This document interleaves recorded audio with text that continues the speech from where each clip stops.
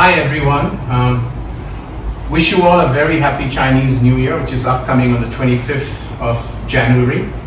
And I thought that on the occasion of this beautiful Chinese New Year, I would like to create a dish which is very nostalgic, that most of us will relate to, especially those of us, my generation, 70s or even 80s born, will relate to. It's called, and short of a better word, I'm naming it railway station potato curry, or something that everybody will relate to when I say Aloo Poori in railway station. So I'm going to replicate this dish and I'm going to create it. It's vegan to the core. It doesn't use garlic, ginger, and onion for a reason, because it is anyone and everyone can eat it. I have checked with a few friends. It is halal to a core, and for those of us even who are not any of these, waking up in the morning in a chilly winter, somewhere in mid-India, on a railway station when the train travels in, and you have this warm aloo puri. It just reminiscence, and it takes you back to those good old days when you were in the college and school. And I would like to say this, that two best places that I've had aloo puri, which I'm trying to replicate today, is Mughal Sarai, which is a big railway station at the border of eastern UP and Bihar, or UP and Bihar. And the other place where I did my engineering, which is very well known for its potato curry that I'm going to replicate, is Allahabad, which is now called Prayag. So I'm going to do this, a very easy dish to make, very healthy. Healthy because it is, it's potato, carbs, etc. But you can just eat it when you want and snacking it, right? So I'm going to do that, and I want you guys to enjoy this dish and feel that nostalgia of the 80s and 90s of traveling in train across India and having this wonderful dish with puri. Hi. So let me take you through the ingredient. Actually, there's only one ingredient: potato. Right? I've cut this potato to bite size, and I'm going to show you how they do it at the railway station as well. And there'll be about 6 condiments I'm going to put. No garlic, no ginger, no onion. Simple dish. You can reduce the quantity of potato. It's just wonderful and a gorgeous dish. I'm going to just light up my gas.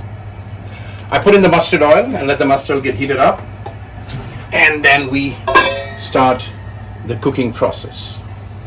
The oil is heated up. At this stage, I just put all the potatoes in there. And you see how easy, and it's such a delicious dish. And actually, I picked this dish up. I actually went to a railway station in my home city of Guwahati. I couldn't obviously go to Allahabad or Mughal Sarai where I put it. And I asked the guy how he makes it. So kind of more or less the same recipe. I've kind of made a few minor tweaks to it. So I'm going to just let the oil soak into the potato. Put a little bit of lower the flame of this. At this stage is when I add the condiments, right? The first condiment to add is Hing. So I'm going to add Hing, a little bit, not too much. Kind of half a teaspoon of Hing. And then the condiments. I'm going to put 1 teaspoon of turmeric, actually 1.5 teaspoon of turmeric. I had about 5 potatoes, medium size. So that goes in. Then I'm going to lower the flame at this stage. Then I'm going to put cumin powder. Again, 1.5 teaspoon of cumin powder. Right. And then I'm going to put degi mirch, which is Kashmiri red chili powder. I'm going to put 1 teaspoon of that.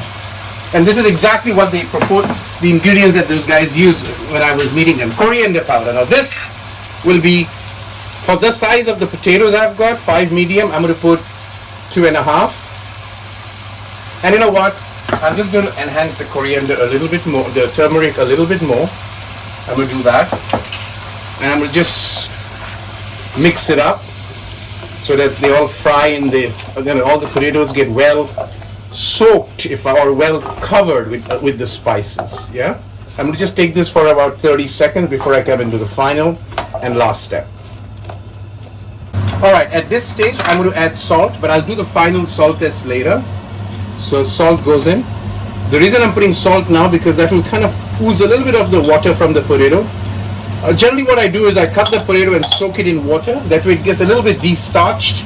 All right, at this stage is what I'm going to put kind of a teaspoon of garam masala. I don't like too much of, and actually you shouldn't put too much of garam masala in this dish. That's what I was told, because it kind of, you have it early morning.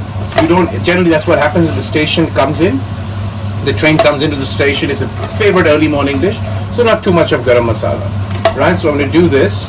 I put salt, and at this stage I will put cold water. Now, if you are cooking this with pre-boiled potatoes, then use warm water, otherwise that potato will really get mashed. But this is raw potato, it's not pre-boiled, so I'm going to use cold water, right? So if Julie can come close. So this is to measure, yeah? I mean, I'm not saying you just have to cover the potatoes, because they have to really cook, and it has to be a little bit of drenched. So I'm going to cook. I put in enough water, and remember, this is not one of those cast iron utensils that retains water. So I'm going to make sure that I put enough water, and at this stage, just to be safe, I'm going to put a little bit more. And this is all. There's no rocket science. There's no kind of measured science on this. I'm going to do this, and what I'm going to do is put it on high first to bring it up to a boil. As it boils, I'm going to put it to a low flame and kind of boil it for 20 minutes. Every 10 minutes, I'll just come and stir it, right? And I'll come back and do the last step, what makes it what aloo puri becomes. All right, so this has gone for roughly 20 minutes, and there's still some little bit of water. What I'm going to do is I'm going to uncover it now, and just dry the water a little bit before I come back and do the last step. So I'm having some friends over, making some nice savory here as well in the side. Okay, as you can see, the water has kind of thickened out, and kind of at this stage is what I'm going to do. The last step is my nice contraption I bought to preserve half a lemon, and I'm going to do is just squeeze a little bit. I've already de-seeded the lemon and keep it back, but give that salty flavor. Now this is the last step, right? I said, how do you make it thick?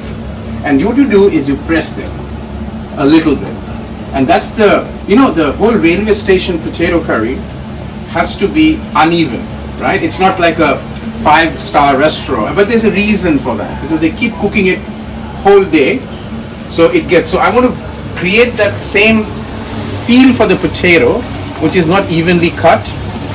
And here it is. This is it. I'm going to let it just switch it off now, and I'm going to cover it up so it cooks, and that's your railway station potato curry, a nostalgic travel back to the 80s and 90s when you're in colleges, traveling in the Indian railways. In India, flying was not a de rigueur at that point in time. This was what we enjoyed with that poori, especially if it's winter and early morning. Enjoy it, make it, and bring back the nostalgia. Pure vegetarian as it gets. Have a wonderful Chinese New Year.